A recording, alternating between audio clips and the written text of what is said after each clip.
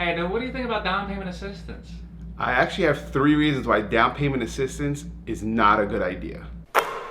Hey, what's up guys? Shant Janessian here with My Home Group. Today we're doing a video on down payment assistance and why there's 3 reasons why it's probably not a good idea to use down payment assistance to purchase your first home. But before we get into it, I really would appreciate if you guys would subscribe, like, comment, mostly subscribe to my YouTube channel. I'd really appreciate it. Just want to give you guys some tips, pointers on real estate and some stuff about Arizona. So let's begin. Down payment assistance. Now, yes, it's a great tool for people to get into their first home when they don't have the money. But there is drawbacks to it, and I think a lot of people don't want to talk about the drawbacks. A lot of people like to push down payment assistance, down payment assistance. Here, take down payment assistance. But remember, down payment assistance, what it is, it's they're giving you your down payment, your 3.5% down payment for your home. The government is giving it to you. Have you seen the government just give you something without anything in return? There is drawbacks to it. So point number 1, there is no free money, right? The government's not just gonna give you money for free and say, hey man, thanks for being a great citizen of the United States of America. Here's some free money, go buy a house, man.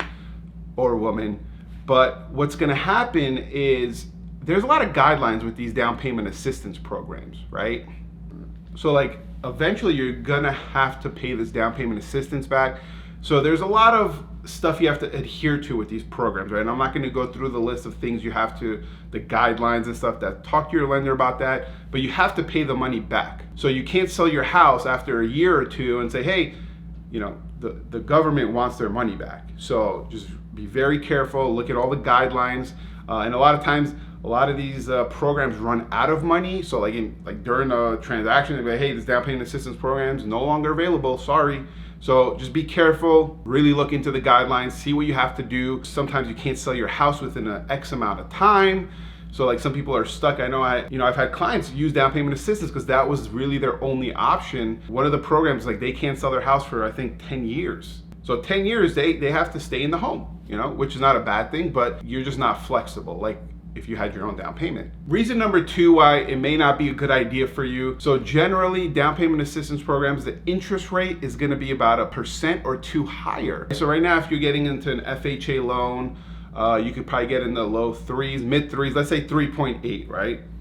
You get an interest rate of 3.8. But if you're doing a down payment assistance program, you could be in the 5% interest rate. So you're like, all right, whatever, it's at 1%, right? Because they have to, that's how they're gonna make their money back as well. They're gonna make their money back on you paying them back plus the interest. So this is like, they're gonna make money back plus, okay? So you have to really, like, it's not free, you're actually paying extra for this, okay? So what that means is 1% more, that's probably about an extra $100 a month that you're paying in interest. So that means now a house that you could afford at $300, you can't afford that anymore. You're now at like 280, 275. So your buying power just went down just because the interest rate went up. So that's something you're gonna have to look into. Like I said, I've had clients use down payment assistance because that was the only option, but if you have other ways, please look into it.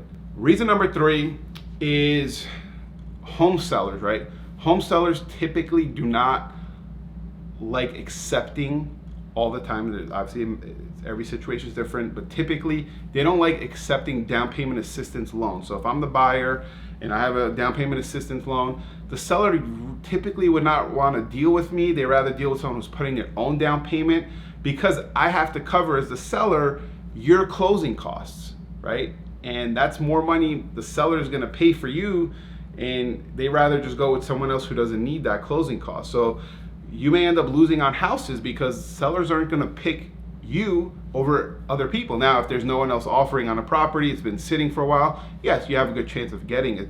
But if there's multiple offer situation, which happens a lot here in Arizona, and I'm sure all other states, when you're rolling up with a down payment assistance loan and you put in that offer, they're probably gonna pick someone else. So that just shrinks your pool. Now that your monthly payments going up, your buying power is going down, your pool of houses is going down. So there's a lot of negatives, as you can see. Now, yes, down payment, that's to recap, down payment is a really good program for certain people, but I think a lot of realtors, lenders push it on people. They say, hey, it's free money, but it's really not. Really look into it, do your research. I know my clients, some of them really had no other choice, have to roll with it, but if you can get that 3.5% down, I really would recommend you guys do that, but it's totally up to you. You're getting free money, but it's really not free money, so make sure you really look at the guidelines. Hope this video helped. If you guys have any questions, feel free to reach out, comment, send me a message, and I'll help you guys out. See you next time. Bye.